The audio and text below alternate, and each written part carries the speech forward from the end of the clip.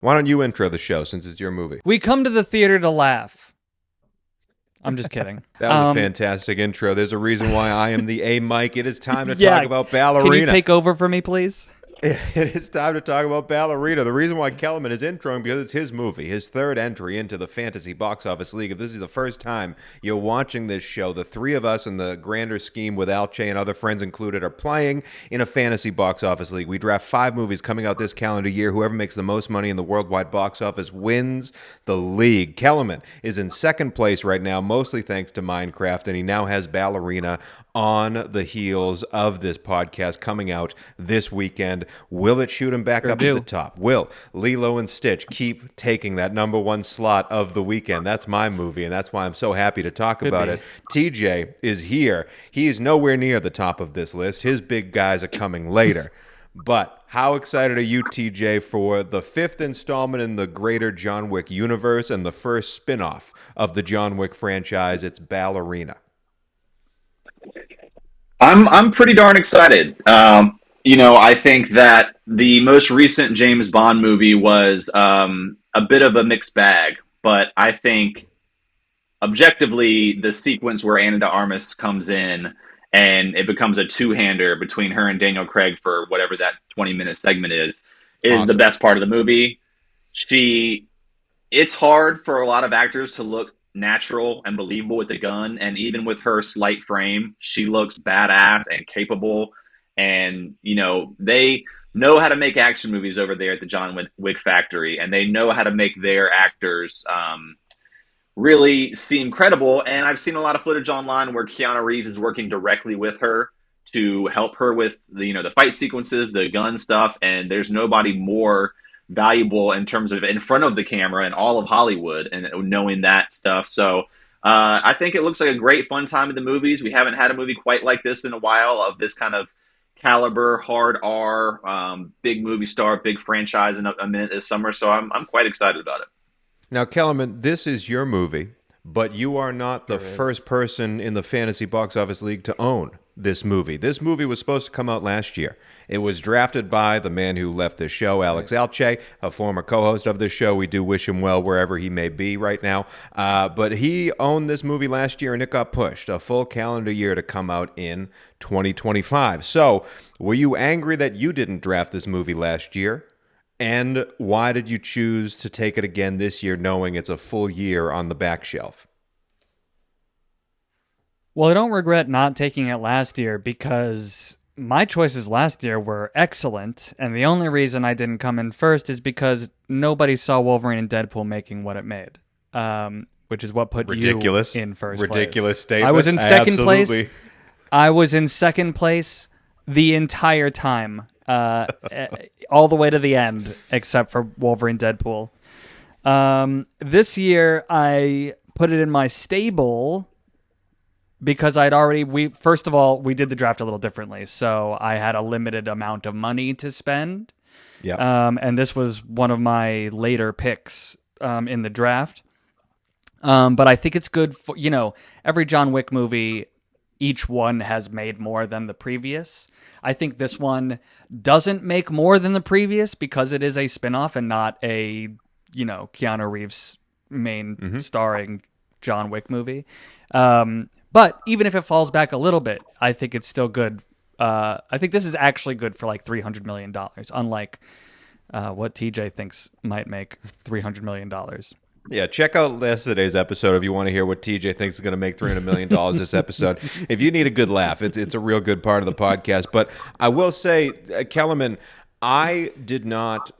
This movie wasn't on my list last year, and it wasn't on my list to draft this year. And I was wrong in that, because now that we've seen footage from this movie and trailers from this movie, to know that it's not just a spin-off of the John Wick franchise, but it seems to be that John Wick is heavily in this movie. At least that's what they're presenting the movie as. Yeah. I think that's a huge draw for box office numbers. So a spin-off that's just starring Ana de Armas could be awesome. I don't think it would be a moneymaker. A spin-off of Ana de Armas with all the characters from the John Wick franchise, including John Wick himself, That's something that could be a sleeper hit of the summer. TJ, are you a little worried that it's coming out when it's coming out? We went over the summer movie slate last year. It seems to be banger after banger, week after week, coming out for these movies. This thing seems to be alone, though, in the rated R action front until a few weeks later. Do you like the placement of where Ballerina is, and do you see it making a good chunk of change? I do. I think it's coming out at a nice soft spot of the calendar for adult fare. And I think even though it is adult, the marketing has been there's color to it. There's pop. There's energy. There's like kinetic energy around the marketing and the sequences. So even though it obviously is aimed at adults, I still think it has a certain quality that makes it seem like a fun time at the movies.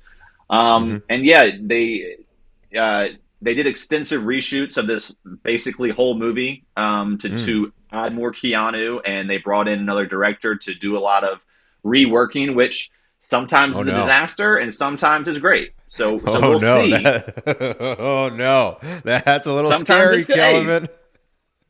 It can agree. be, but also sometimes it requires that retooling, and if it means more Keanu and a little more time to get things right, I think it could be exceptionally fun. And like Kellerman said, those John Wick movies just keep growing and growing and growing. And while I don't think this will make John Wick 4 numbers, I still think it could do pretty well. And again, is at a good time in the summer, surrounded by a bunch of family affairs.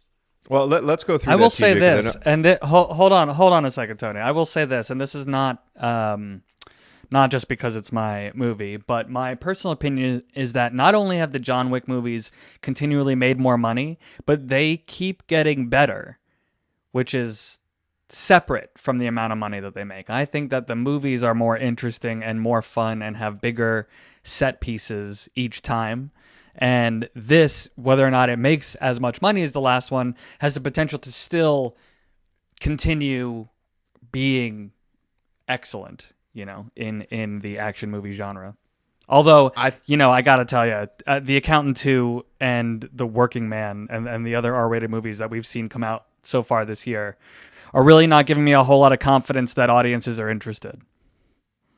Yeah, I agree with you there. I will say I think the story of John Wick 1 is better than anything John Wick's produced since then, even though the action might be more grand in the next few. But when it comes off, TJ, I know you have those numbers in front of you. I do want to go through the John Wick numbers and kind of branch off of that for the Ballerina numbers. But I will say the last movie we saw do extensive reshoots and have to reshoot big portions of the movie, change the story around, was Captain America. And not only did that underperform to Marvel standards, it was a crappy movie. So, Kellerman, you're not scared at all that this thing had to go through permanent reshoots to try and make and reshape a whole entire movie?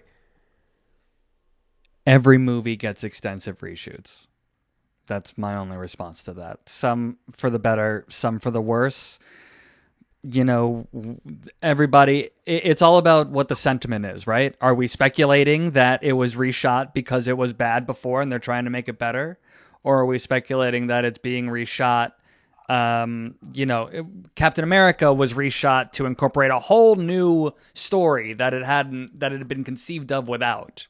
Is that happening now, or are we just putting Keanu into some scenes that were already shot?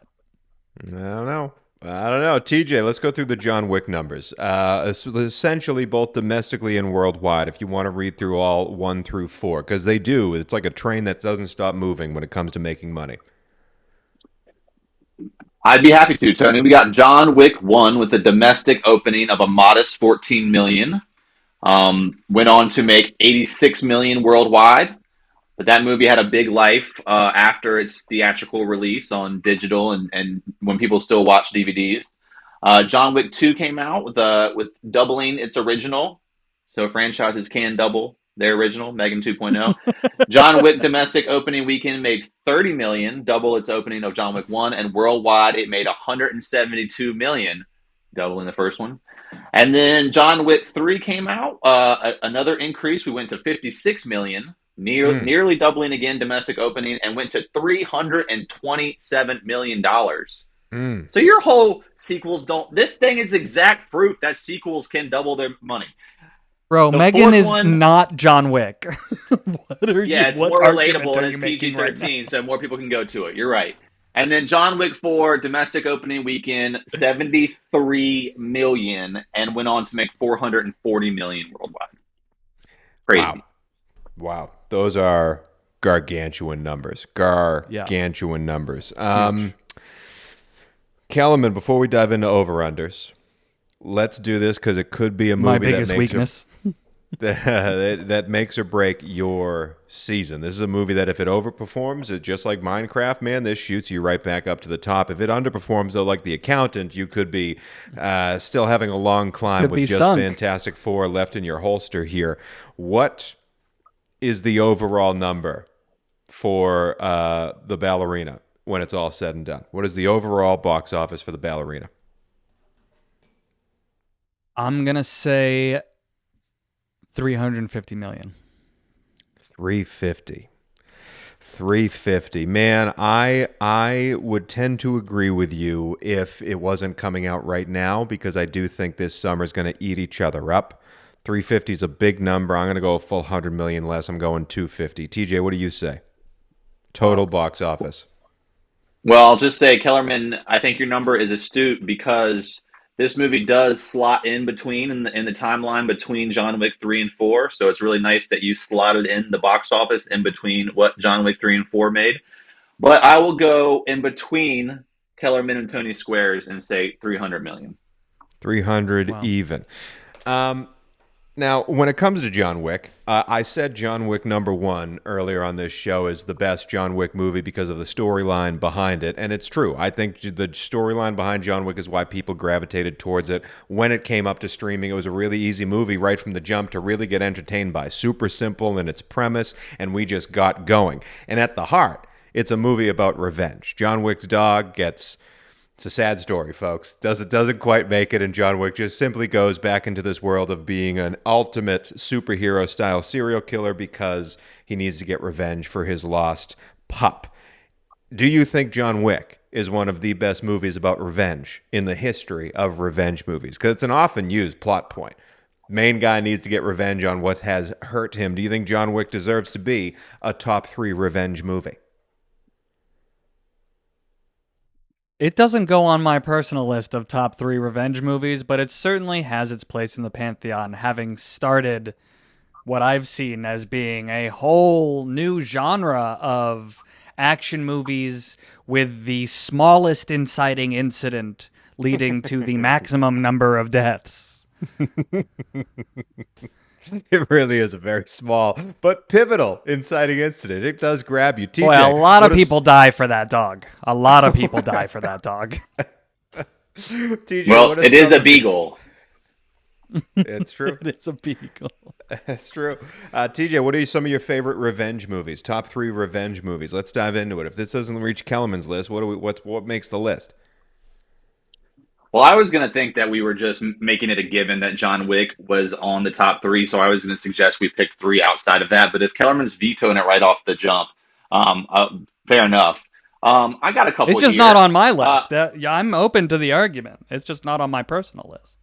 I'm going to start with an unorthodox pick, but this is one of the most quotable lines in movie history, and I promise you, if I said this out loud, not only could you guys finish this line, but 80% of people who are in touch with pop culture could finish this line. And it revolves around, my name is Inigo Montoya.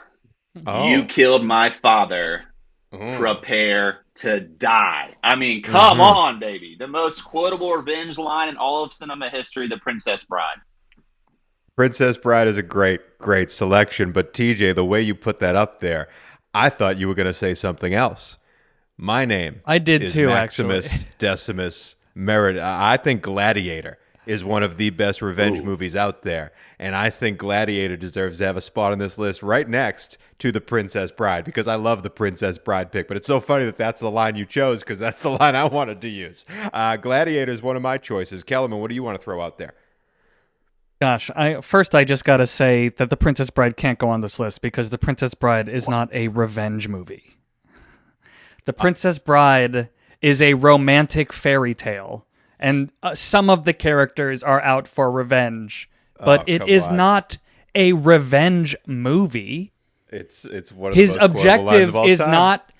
His objective, hold on. The main character's objective is not to get revenge on anybody. It is to save his love. A side character helps him to get revenge.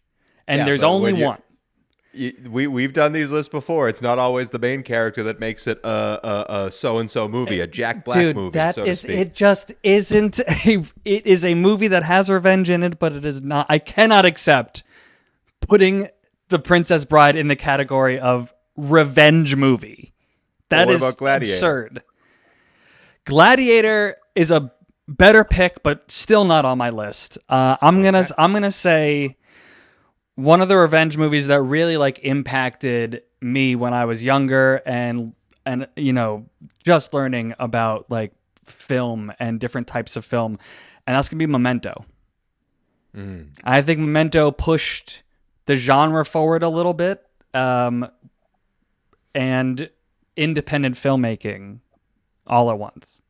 And gave rise to the biggest director we currently have in Hollywood doing original movies in Chris Nolan. So I support Memento, absolutely. But is it his best revenge movie? I don't know. Which of his films do you think is better? Both the second and Don't third say Batman Bane. are big about revenge. No. Big about revenge. A lot of revenge in those movies. Even the first one is about a revenge. I got one for you right here, baby. A little movie called Desperado. Now, I know most people might have not seen it. I bet a lot of people have seen a 90-second clip from it many, many times. But I would say Desperado, Robert Rodriguez has been an incredibly influential filmmaker in the last 20 years. This is his Reservoir Dogs. This is his Clerks. This is his Pie. This is his original low-budget indie scrappy movie that gave birth to Antonio Banderas and Selma Hayek, two icons in cinema. Desperado. Yeah, I love Desperado. TJ, that's 2 for 2 for I TJ. also love Desperado. I don't think it goes on the list. Okay. I'm a big fan. I'm a big fan of Desperado. There are ones that I put above it. I even though I don't love Gladiator, I would put that above. I would put that on the list. I'm surprised neither of you have said Kill Bill yet. Speaking of, what did you say? Reservoir Dogs? Kill Bill has got to be one of the greatest. I agree. I think Revenge Kill Bill Tales, 1. no? I think Kill Bill Volume 1 should be on there. I love Kill Bill Volume 1. It's excellent. Iconic. Listen, if you two want it on there, I'm not going to disagree with you. All right, Not so then we excited. got The only- Memento and Kill Bill. What's the third? The only one I haven't said that's on my list yet is Taken, which reignited the love of revenge movies. It's definitely got that simple premise part to it. Yeah. It's definitely got Although that someone simple premise. someone kidnapping your daughter and going to get her back, I believe, is a little bit more believable than killing a million people because your dog was killed by one person. I'm not putting Taken But on also, this it's list. not revenge. It's like he's saving her. It's not the same as revenge. Yeah, you might be You right, know? I guess. Well, he does go on to kill everybody after. He gets After, the 3 movies gets her worth back. of killings. I'm taking Taken off of this list. TJ, do you have anything else we want to decide on before we decide between these 4? I'll rattle off a couple quick that I think are worth discussing, even though I don't think y'all will go for it. I think V for Vendetta is highly underrated and is Love an that excellent revenge movie. I think don't like RoboCop is the original RoboCop is an excellent underrated revenge movie. I think Django Unchained is an excellent revenge movie. And then I'll finish by saying I think so much of horror is based on revenge that Carrie, the ultimate tale of revenge, I think Carrie could be a good outside of the box representation of the horror genre and its role in keeping revenge alive. I do like that. I don't think it makes these lists. I don't think it beats out the movies we've already said. And I will say I would rather have Django on here than Kill Bill Volume 1. But I'm alone on that one. So out of these 4, Gladiator, Memento, Desperado, and Kill Bill Volume 1, I think I'm kicking off Memento. I'm kicking off Okay. Desperado. I guess it's up to you, Well, TJ. I want to stick with. I'm picking off Gladiator. The whole movie is him It getting was so- revenge. What are you talking about? That's the whole movie. He turns on the Roman Empire. He takes revenge against Caesar himself. This is the ultimate form of revenge. Oh, that you can't kick off Gladiator. I'm with you on Desperado. Let's work together here. I'm fighting with you on Desperado. If you think Memento is bigger than Gladiator when it comes to revenge, that's a hill you're going to die on alone. We need to make a decision. Kill Bill Volume 1, Well, definitely. Maximus continued to get destruction in his sights when he made a son that led to Gladiator 2 that I had to sit through. So it didn't just end with the first one, unfortunately. It ended. The Gladiator 2 is out of canon, so to speak. Gladiator 2 does not count. Because the Chris Nolan of it all, I got to go Memento. God damn it. I was worried you'd do that. The top 3 revenge movies are Kill Bill Volume 1, Gladiator, and Memento. The next question is, does Ballerina live up to this billing? Does Ballerina live up to the John Wick of it all? Will she be seeking revenge herself? And how many people will pay hard-earned dollars to see it happen? Ballerina coming out relatively alone, with not a lot of challenges in the next few weeks until we get to that 28 years later, drawing the same crowd. I'm excited to see it. I will be seeing it. All of us will be seeing it. We'll have a spoiler-free review for you the next time we meet next week. But will it make money? We play an over-under game here, folks. How much money does this make when it comes to the domestic opening weekend against the box office? Normally, producer TJ Jones gives us the number that we guess over or under, and throughout that whole entire time, yours truly is another competition that I am winning at. I am 10-7. I have the best record in the league picking this number. Alche, again, retired, I guess is the way to talk about it. He retires with a 9-8 record. TJ will be taking that 9-8 record and betting today and going off of that. Kellerman, you did win last week. You are still in last place, 7-10. So TJ, we have another number for Ballerina. Domestic opening. What are we guessing here? Well, Cheese, because I am playing for Cheese provided the over-under for us Oh, today in a very okay. exciting reversal of roles. And Cheese has selected 36 million as the over-under.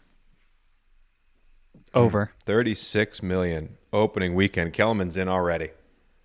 Over. That's a big boy number. I'm going to go Oppo on Kellerman. I will go under 36. No, I'm not because of the Keanu Reeves of it. Like, again, like if this was just Ballerina, if this was just Ana de Armas and Ballerina doing her own John Wick spinoff, then I would take the under here. I think people are going to go up because they believe Keanu Reeves is the second lead in this movie. I don't think that's the case. I think we've been fooled by the trailers and the promotional material. He's probably in there for a great 20-minute sequence like Ana de Armas is in the Bond movie that TJ mentioned earlier on the show. I'm going to go over. I think this has a steep drop second weekend, so I will go over 36 as well. Yeah, I mean, nothing is more American than a beautiful woman holding a gun. So I'm going to say that this movie does well in America and people go out and see it in droves, and I'm going to hit the over as well. Triple over. A triple over. Wow. Okay. Doesn't give me much opportunity to correct my stance here. No, it makes me want to go under. But that's it for the Ballerina episode. That is it for Kellerman's third entry into the Fantasy Box Office Movie League. We will be back tomorrow with a conversation mostly surrounding Kellerman's fourth movie in the Fantasy Box Office League. We're talking about the world of Marvel and exactly what's going on in it. But hey, boys, tip of the cap to you. This was a fun one, even though I hate this top 3 revenge movie list. Hate it. Despise it. It's terrible. I'm That's just a glad terrible Princess list. Bride isn't on there.